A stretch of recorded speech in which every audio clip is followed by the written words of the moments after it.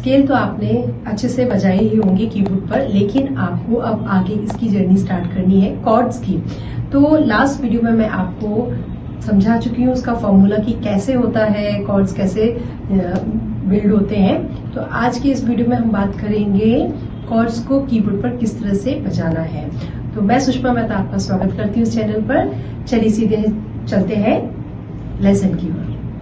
तो जैसे कि आपको पता है कि कॉर्ड्स जो बनते हैं टॉनिक जिसको बोलेंगे रूट से, हम कैसे बनाते हैं स्केल के 1/3 5th से बनाते हैं। तो फॉर एग्जांपल सी से अगर हम लेते हैं तो सी का टॉनिक ट्राइड बनेगा सी फर्स्ट नोट, फिर सेकंड नोट उसका जो थर्ड है वो बनेगा ई, और उसके बाद आते हैं हम जी पर।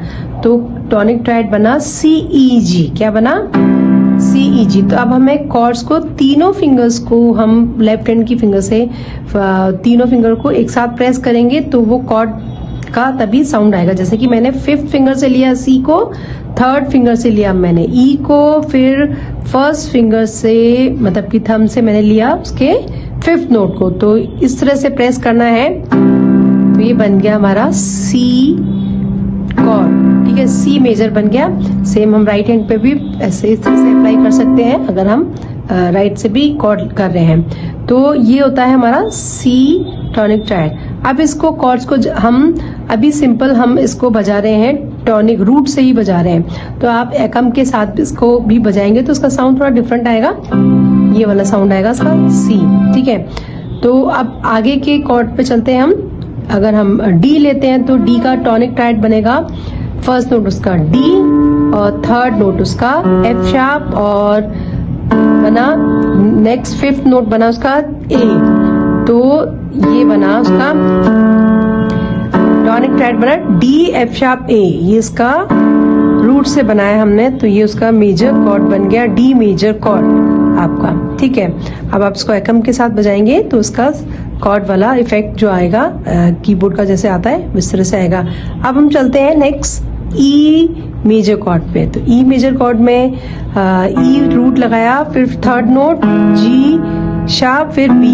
तो ये बन गया हमारा ई मेजर कॉर्ड। फिंगर मैंने सेम सारी वही यूज की है क्योंकि हम रूट से बजा रहे हैं, इसीलिए हम रूट के थ्रू तो हम 5/3 फिंगर ही यूज करेंगे, और अगर हमें जब इन्वर्जन बजाने होंगे तो वो उनको अलग फिंगर से हम प्ले करते हैं। तो ये हो गया ई मेजर कॉर्ड। अब आते हैं हम एफ मेजर कॉर्ड पे। सेम टू सेम एफ बनेगा हमारा एफ ए सी एफ। ये बना, ठीक है, ये बना F A C F.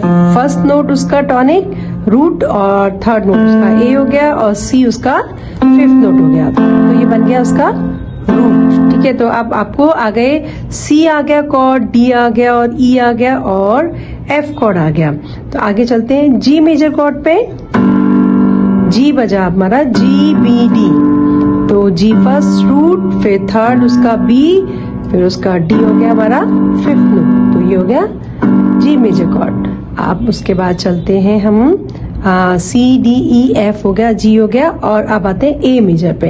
A major में वही फर्स्ट रूट, फिर सी शार्प और ई। तो ये बना उसका टॉनिक ट्राइड ए मेजर कॉर्ड। अब आते हैं बी पर।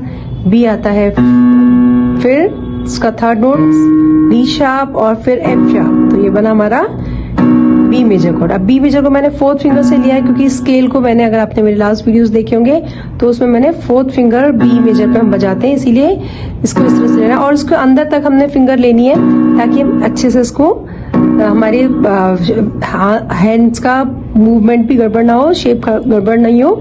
तो इस तरह से हम अंदर तक ले जाएंगे तो हमारी इस तरह से शेप आएगी। अब आते हैं हम एफ शार्प मेजर कॉर्ड पे। एफ शार्प और आपका ये ए शार्प और सी शार्प। ये हो गया आपका एफ शार्प मेजर कॉर्ड। ठीक है, अब आते हैं सी शार्प मेजर कॉर्ड।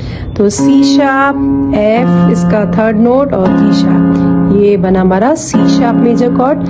तो ये हो गए हमारे सारे मेजर कॉर्ड हो गए। ठीक है, तो आई होप आपको ये सब समझ में आ गए होंगे कि कॉर्ड को रूट के साथ किस तरह से प्ले करना है, कौन सी फिंगर यूज करनी है और किस तरह से इनको लर्न करना है। तो ये आपको बहुत जरूरी है, आपको रूट से याद करना सबसे पहले। तो आपको अगर ये पसंद आया हो तो उसको लाइक, शेयर और अपने उन दोस्तों के साथ शेयर करिए जिन्होंने अभी स्टार्ट ही किया है कीबोर्ड सीखना। जो स्केल के बाद कॉर्ड्स पर पहुंचे हैं। तो इसको लाइक और शेयर जरूर करिएगा, और नेक्स्ट वीडियो में आपको मैं इसके इन्वर्जन्स बताऊंगी, इसके एडवांस जो कॉर्ड्स बजेंगे। तो मिलते हैं नेक्स्ट वीडियो में। Thank you so much.